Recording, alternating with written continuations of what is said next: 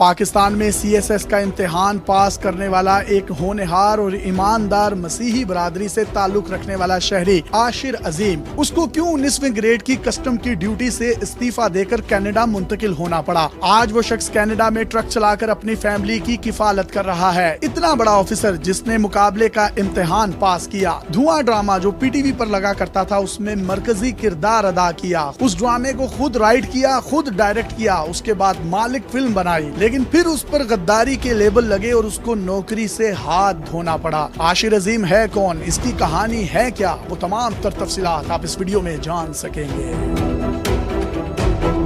आशिर अजीम पाकिस्तान का एक अजीम सपूत था। वो जिस इदारे में भी गया उसने अपनी छाप छोड़ी। मुल्क से करप्ट निजाम के खात्मे के लिए जंग शुरू की तो ऐसा सिस्टम बना दिया कि करप्शन के रास्ते रुकने लगे, लेकिन उसे पता नहीं था कि उसने कहां हाथ डाल दिया है। उसे खुद लेने के देने पड़ गए, उसकी हुब्बुल वतनी पर सवालात उठाए गए, उसे गद्दार डिक्लेयर किया गया। अपनी बेगुनाही साबित करते करते वो इतना दिल बर्दाश्ता हुआ कि मुल्क छोड़ने पर मजबूर हो गया। वो आशिर अजीम जो पाकिस्तान कस्टम्स में 19वें ग्रेड का ऑफिसर था, आज कनाडा में एक ट्रक चलाने पर मजबूर है। इतना कुछ होने के बावजूद उसकी वतन से मोहब्बत में कोई कमी नहीं आई। उसे आज भी उम्मीद है कि एक दिन पाकिस्तान के अवाम जो कि मुल्क के हकीकी मालिक हैं, उन्हें उनका हक और आजादी जरूर मिलेगी। आशिर अजीम ने कोयटा में एक मसीही घराने में आंख खोली। कोयटा और फिर कराची से तालीम हासिल करने के बाद सिविल सर्विसेज का इम्तिहान दिया। पाकिस्तान में इसे मुश्किल तरीन मुकाबले का इम्तिहान समझा जाता है, जिसमें हर साल हजारों नौजवान हिस्सा लेते हैं, लेकिन कामयाब 200 के करीब ही करार पाते हैं। आशिर अजीम ने इस मुश्किल तरीन इम्तिहान को पास किया और उसके बाद कस्टम्स के महकमे में नौकरी का इंतखाब किया। उसकी पहली पोस्टिंग के दौरान उसने एक ड्रामा लिखना शुरू किया। बाद में दोस्तों ने मशवरा दिया कि उसे PTV पर नशर होना चाहिए। उस वक्त पाकिस्तान में सिर्फ PTV ही होता था। आशिर अजीम ने PTV के कोयटा सेंटर से राब्ता किया। यहाँ से आशिर अजीम का ड्रामा धुआं नशर किया गया। उसमें मरकजी किरदार उसने खुद अदा किया। इस ड्रामे की डायरेक्शन भी आशिर अजीम ने खुद ही की। ये ड्रामा इतना मकबूल हुआ कि पाकिस्तान की तारीख के मकबूल तरीन ड्रामों की सफ में शामिल हो गया। जिस दिन ड्रामा आना होता था उस शाम मुल्क की सड़कें सुनसान हो जाया करती थी। धुआं ड्रामे में आशिर अजीम ने एक पुलिस अफसर का किरदार निभाया जो जराइम के खिलाफ डटकर फाइट करता था। ड्रामे को पुलिस अफसरान में भी खूब मकबूलियत मिली। इसी ड्रामे की वजह से पुलिस में भेस बदलकर रैकी करने और छापों का रिवाज आम हुआ।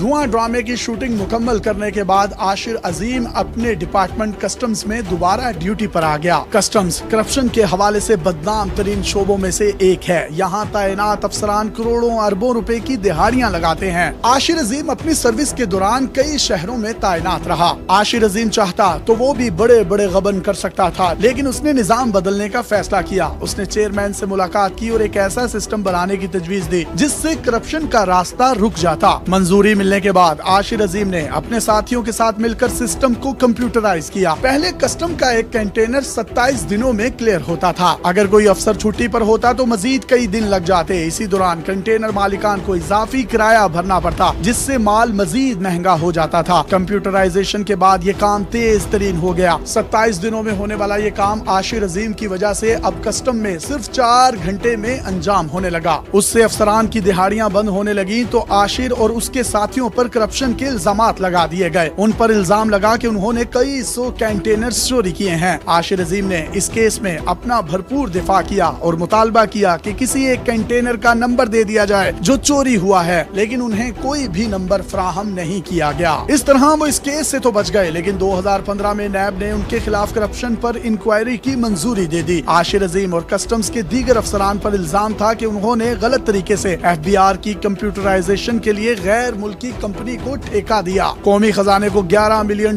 का नुकसान पहुंचाया। 2016 में ये इंक्वायरी मुकम्मल हुई। इस वक्त आशिर अजीम 19वें ग्रेड के अफसर थे और कराची में एडिशनल कस्टम्स कलेक्टर के ओहदे पर तैनात थे। इंक्वायरी अफसर ने तजवीज दी कि नाअहली इख्तियारात के नाजायज इस्तेमाल और करप्शन पर आशिर अजीम को भारी जुर्माना आयद किया जाए। यही नहीं, उन्हें मुलाजमत से भी जबरी तौर पर रिटायर किया जाए। इंक्वायरी अफसर ने दीगर अफसरान को कम जबकि आशिर अजीम के लिए ज्यादा सजा तजवीज की थी। सेक्रेटरी रेवेन्यू डिवीजन ने केस का जायजा लेने के बाद न सिर्फ उन्हें नौकरी से बरतरफ किया बल्कि 3 साल के लिए उनकी तरक्की पर पाबंदी भी आयद कर दी। बाज़ राय के मुताबिक आशिर अजीम को बाद में नौकरी से मुकम्मल तौर पर बर्खास्त कर दिया गया था। नौकरी से बरतरफी के बाद आशिर अजीम ने अपना केस भरपूर तरीके से लड़ा। करप्ट अफसरान का ख्याल था कि आशिर अजीम डर कर दूसरे अफसरों की तरह मुल्क छोड़ जाएंगे, लेकिन आशिर अजीम एक बहादुर सपूत की तरह डटा रहा।